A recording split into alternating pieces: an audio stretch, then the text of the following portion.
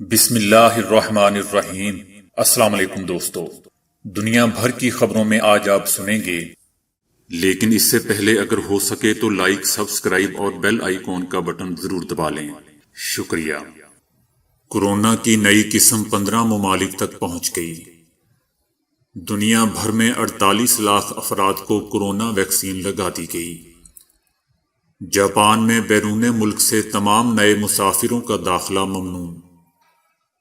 پاکستان کی کوششیں رنگ لے آئیں، افغان امن مذاکرات کا نیا دور دوحہ میں شروع۔ زرعی قوانین کے خلاف کسانوں کا احتجاج جاری۔ پی ڈی ایم کی صفوں میں واضح دراڑ نظر آ رہی ہے، شاہ محمود قریشی۔ اپنی سیاست چمکانے کے لیے اداروں پر انگلیاں اٹھانے والے جمہوری نہیں، وزیر اعظم عمران خان۔ میئر اسلام آباد کے الیکشن میں تحریک انصاف کو شکست۔ آصف علی زرداری نے کرمنالوجی میں پی ایچ ڈی کی ہوئی ہے، شیخ رشید احمد۔ چوری کیے گئے زیور پہن کر واٹس ایپ پر اپنی تصویر لگانا مہنگا پڑ گیا۔ چارج ہونے والے کورونا ماسک مارکیٹ میں آ گئے۔ چینی کمپنی علی بابا کے خلاف تحقیقات شروع۔ امیر ممالک غریب ملکوں کی نسبت دگنا کوڑا پیدا کر رہے ہیں، عالمی مالیاتی فنڈ۔ اس سال حیوانات کی 31 اقسام دنیا سے ختم ہو گئیں۔ سب سے طویل عمر، صحت مند اور خوش رہنے والا گاؤں۔ ٹرین سمندر کے اندر سے گزرتی ہے۔ تو آئیے چلتے ہیں اب خبروں کی تفصیل کی جانب۔ برطانیہ میں سامنے آنے والی کورونا کی نئی قسم کے case Sweden, Canada, Spain, Japan سمیت 15 ملکوں تک پہنچ گئے ہیں۔ یورپ کے مختلف ممالک میں طبی عملے اور کیئر ہوم کے مکینوں کو ویکسین لگانے کا آغاز کر دیا گیا ہے۔ فرانسیسی حکومت تیسرے لاک ڈاؤن پر غور کر رہی ہے۔ ادھر سڈنی، آسٹریلیا میں لوگ سال نو کے جشن کے لیے حکومت کی اجازت کے منتظر ہیں۔ دنیا بھر میں کورونا سے متاثرہ افراد کی تعداد 8,07,27,380 تک جا پہنچی ہے، جبکہ اس کورونا سے ہلاکتیں 17,64,778 ہو چکی ہے۔ دنیا بھر کے کئی ممالک میں کورونا سے بچاؤ کے لیے ویکسینیشن کا آغاز کے بعد اب تک 48 لاکھ سے زائد افراد کو ویکسین لگا دی گئی ہے۔ امریکہ کی مختلف ریاستوں میں اب تک 19 لاکھ افراد کو ویکسین لگا دی گئی ہے۔ روس میں اب تک 7 لاکھ افراد کو ویکسین لگائی گئی ہے۔ جاپان نے بیرون ملک کورونا کی نئی تبدیل شدہ اقسام کے پھیلنے کے خدشے کے پیش نظر تمام غیر ملکیوں کا ملک میں داخلہ بند کرنے کا اعلان کر دیا ہے۔ حکام کا کہنا ہے کہ مخصوص ملکوں اور ایک خطے کے کاروباری سفر پر جانے یا وہاں سے جاپان آنے کی اجازت مسلسل دی جاتی رہے گی۔ پاکستان کی کوششیں رنگ لے آئیں، افغان حکومت نے طالبان کے ساتھ مذاکرات جاری رکھنے پر آمادگی ظاہر کر دی ہے۔ امن مذاکرات کا نیا دور 5 جنوری سے دوحہ میں شروع ہوگا۔ دوستو، یاد رہے کہ افغان امن عمل میں پاکستان نے انتہائی اہم کردار ادا کیا ہے، جس کا اعتراف امریکہ کے صدر ٹرمپ اور طالبان بھی اپنے حالیہ دورے کے دوران کر چکے ہیں۔ بھارت میں مودی حکومت کے زرعی قوانین کے خلاف احتجاج جاری ہے۔ سنگھو بارڈرز پر دھرنا دیے کسانوں نے چمچے، تھالیاں، پلیٹیں بجا کر مودی حکومت سے متنازع زرعی قوانین واپس لینے کا مطالبہ کیا۔ مودی سرکار کی جانب سے پہلی بار واضح طور پر مطالبات ماننے سے انکار کیا گیا ہے۔ کسانوں کا کہنا تھا کہ حکومت بات چیت کی شروعات کر کے کسانوں کو دباؤ میں لانے کی کوشش کر رہی ہے۔ متنازع قوانین کی واپسی تک حکومت سے کوئی بات چیت نہیں ہو سکتی۔ وزیر خارجہ شاہ محمود قریشی نے کہا ہے کہ سڑکوں پر ایک دوسرے کو گھسیٹنے کے اعلان کرنے والے ایک دوسرے کے مہمان بن گئے۔ تاریخیں دینے والے خود تاریخ میں گم ہو جائیں گے۔ شاہ محمود قریشی نے کہا کہ مولانا فضل الرحمان لاڑکانہ کے جلسے میں کیوں نہیں آئے۔ شاہ محمود قریشی کا کہنا تھا کہ پی ڈی ایم کی صفوں میں واضح طور پر دراڑ نظر آ رہی ہے۔ وزیراعظم عمران خان نے جمہوریت کی مضبوطی کے لیے اداروں کے مضبوط ہونے کو اہم قرار دیتے ہوئے کہا کہ اداروں پر اپنی سیاست چمکانے کے لیے انگلیاں اٹھانے والے کسی قیمت جمہوریت کے علمبردار نہیں ہو سکتے۔ ریاست کے تمام ستون اپنے دائرہ کار میں رہ کر ملکی ترقی کے لیے کام کر رہے ہیں۔ کورونا سے بچاؤ کی حکومتی پالیسیوں کو حکومت کی اہم کامیابیاں قرار دیتے ہوئے انہوں نے کہا کہ اندھیرے فروشوں کا پاکستان میں اب کوئی مستقبل نہیں ہے۔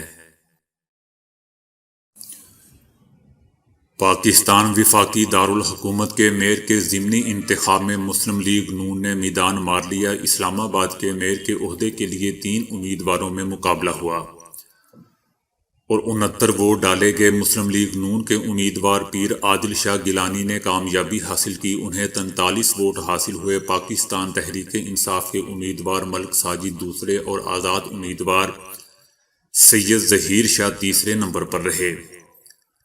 ملک ساجد نے 26 ووٹ حاصل کیے۔ دوستو، یاد رہے کہ نون لیگ کے شیخ انصر عزیز کی جانب سے مستعفی ہونے کے بعد میئر اسلام آباد کی نشست خالی ہوئی تھی۔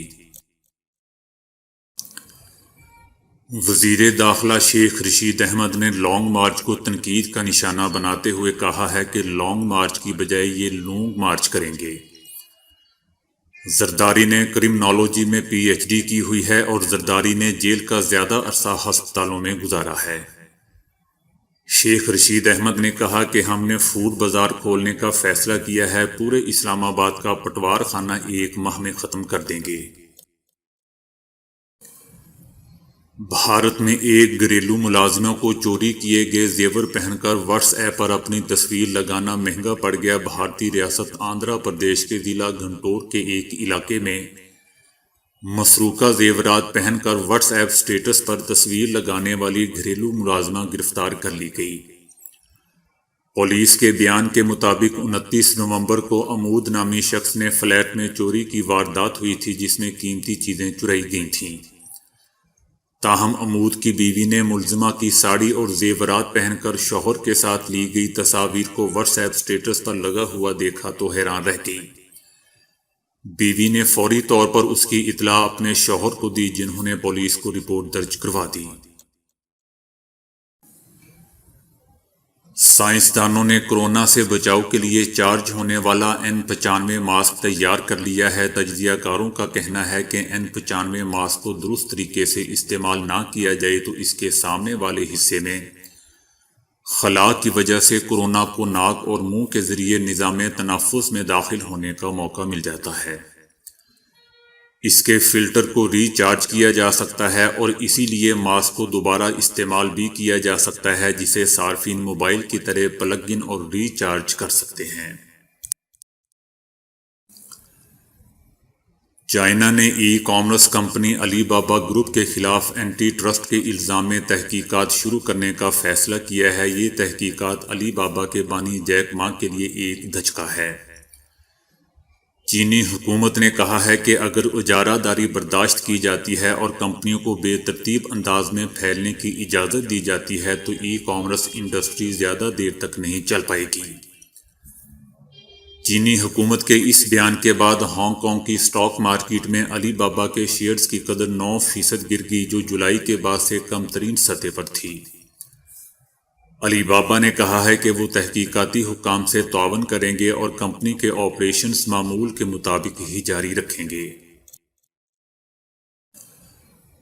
عالمی مالیاتی فنڈ IMF نے خبردار کیا ہے کہ 2025 تک دنیا بھر میں کچرے کا حجم دگنا ہو جائے گا۔ اس وقت تک عالمی سطح پر پھینکا جانے والا کوڑا کرکٹ 2.3 ارب ٹن سے بڑھنے کا امکان ہے۔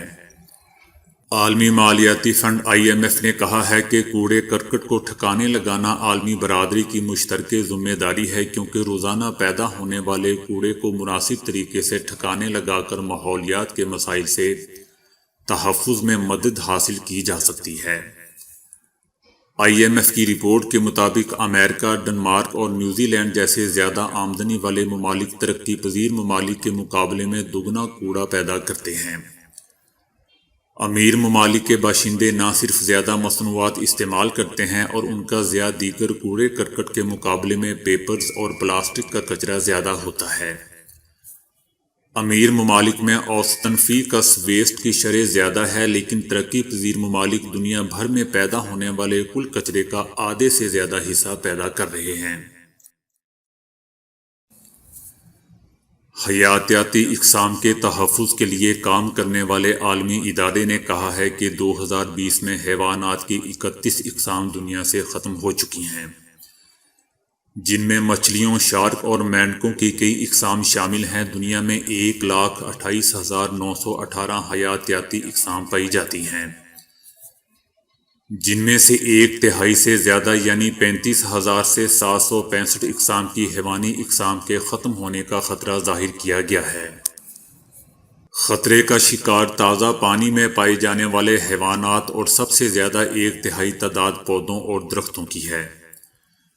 اس فہرست کے مطابق ممالیہ جانوروں میں 45%، پانی اور خشکی کے جانوروں کی 40%، پرندوں کی 14%، شارک کی 33% خطرے کا شکار ہیں۔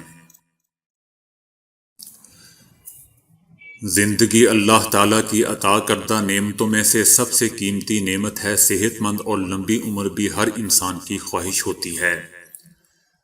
یوں تو اللہ رب العزت نے پیدائش اور موت دونوں کا وقت متعین کر رکھا ہے، جس میں تبدیلی ممکن نہیں ہے، لیکن کچھ عادات اور خصائل ایسے ہیں جنہیں اپنا کر ہم ایک صحت مند زندگی گزارنے کے قابل ہو سکتے ہیں۔ موجودہ دنیا میں کچھ علاقے ایسے ہیں کہ جن کی وجہ شہرت ہی ان کے باشندوں کی طویل العمری ہے۔ ایسا ہی ایک گاؤں جاپان کے شمال میں واقع اوگیمی کے نام سے آباد ہے۔ اس گاؤں کی حدود کے آغاز پر ایک چھوٹے سے پتھر پر یہ عبارت درج ہے کہ 80 سال کی عمر میں آپ جوان ہیں، 90 سال کی عمر میں اگر آپ کے آباء و اجداد آپ کو اپنے پاس جنت میں بلانے کے خواہش مند ہیں تو انہیں انتظار کرنے کا کہیں، یہاں تک کہ آپ 100 سال کی عمر کو پہنچ جائیں۔ دوستو، یہ کوئی تعجب خیز بات نہیں ہے۔ آخری مردم شماری کے مطابق اوگیمی کے 3,000 باشندوں میں سے 15 سے زیادہ لوگ 100 سال سے زیادہ عمر کے ہیں۔ 171 لوگ 90 سال سے زائد عمر رکھتے ہیں، یہاں تک کہ پورے جاپان کے اعداد و شمار کے مطابق 70,000 سے زائد افراد 100 سال یا اس سے بھی زیادہ عمر کے ہیں۔ کورونا کے آغاز ہی سے سیاحوں نے اس گاؤں کا رخ کرنا شروع کر دیا تھا۔ گاؤں کی اقلیتی قیام گاہ میں متعین ایک ملازم کے مطابق اس دور افتادہ اور غیر معروف گاؤں میں ایک دم سیاحوں کی تعداد میں اضافہ ہوا ہے، جو ایک معروف ٹی وی چینل پر اس گاؤں کے حوالے سے چلنے والی ڈاکومنٹری فلم دیکھ کر یہاں کے لوگوں کی صحت مندی اور طویل العمری کا راز جاننے کے خواہش مند تھے۔ اوگیمی کے رہائش ایک بزرگ کا کہنا ہے کہ ہر طویل العمر معاشرہ مشکلات اور رکاوٹوں کے سمندر عبور کر کے یہاں تک پہنچتا ہے، وہ بھی لڑائی، قحط سالی اور ہر طرح کے دباؤ کی بھٹیوں سے گزر کر کندن بنے ہوتے ہیں۔ اس گاؤں میں طویل العمری کا راز 3 چیزوں میں چھپا ہے۔ طویل العمری کی 2/3 وجہ خوراک اور طرز زندگی سے متعلق ہے، باقی موروثی ہے۔ اگر آپ کا موروثی سلسلہ لمبی عمر کا ہے تو امکان ہے کہ آپ بھی 100 کے ہندسے تک پہنچ سکتے ہیں۔ یہ محض اچھی خوراک کا معاملہ نہیں ہے۔ وہاں کے لوگوں کا ایک مشہور کوٹ ہے کہ کھانے کو دوائی کی طرح لو، یعنی وقت پر اور کم مقدار میں۔ شکرقندی، تلخ ذائقہ تربوز، سبز پتوں والی سبزیاں اور پھل ان کی روزانہ کی خوراک کا حصہ ہے، اور یہ سب اشیاء معدے کی گرمی کو کم کر کے بڑھاپے کے آنے کے عمل کو سست کرتی ہیں۔ وہاں کے لوگ پابندی وقت کے اس قدر عادی ہیں کہ گھڑی کی سوئی کا ساتھ دیتے ہیں۔ بزرگ آدمی بھی با مقصد زندگی گزارتے ہیں اور خود کو کار عام سمجھتے ہیں۔ ایک مقامی شخص کا کہنا ہے کہ طویل عمر پانے کے لیے ضروری ہے کہ آپ تنہائی کا شکار نہ ہوں، کیونکہ تنہائی آپ کی صحت کے لیے ویسے ہی نقصان دہ ہے جیسے تمباکو نوشی۔ جبکہ دوستو، ہماری زندگی گزارنے کا نظام بے ترتیب ہے۔ سونے، جاگنے، کھانے پینے، کام کرنے، ورزش کرنے کے اوقات مقرر نہیں ہیں۔ یہ انداز زندگی آپ کو زیادہ وقت تک جینے کی مہلت نہیں دے گی۔ رات رات بھر جا کر مختلف سرگرمیوں میں مگن رہنا، دن چڑھے تک سوتے رہنا، وقت بے وقت اور طلب سے زیادہ کھانا کھانا، تلی ہوئی غذا، مرغن اور بازاری کھانوں کا استعمال، کئی گھنٹے مسلسل ایک ہی زاویے میں بیٹھے کام کرتے رہنا، چہل قدمی، سیر کو زندگی کا لازمی حصہ نہ بنانا، آپ کی عمر کو کم کرنے میں بہت ہی اہم کردار ادا کرتے ہیں۔ ایک صحت مند، بھرپور اور طویل عمر پانے کے لیے ضروری ہے کہ آپ اپنے اہل خانہ، رشتہ داروں، اہل محلہ اور دوستوں کے ساتھ باقاعدگی سے رابطے میں رہیں، ان کے دکھ سکھ میں شریک ہوں۔ ٹرین کا سفر تو آپ نے بھی کیا ہوگا اور اس کے خوب مزے بھی اٹھائے ہوں گے، مگر دنیا میں کچھ ایسی بھی ٹرینز موجود ہیں جن کا ریلوے ٹریک دیکھ کر ہی خوف آ جائے، اور ان پر سفر کرنا کسی خطرے سے کم تو نہیں۔ دبئی میں دنیا کا سب سے زیادہ خطرناک اور قابل تعریف ریلوے ٹریک موجود ہے، جو 200 کلومیٹر طویل ہے اور بحیرہ عرب کے اندر بنایا گیا ہے، جو دبئی کو ممبئی سے ملاتا ہے۔ تو دوستو، آج کے لیے اتنا ہی۔ ویڈیو کو لائک اور شیئر کرنے کا بہت بہت شکریہ۔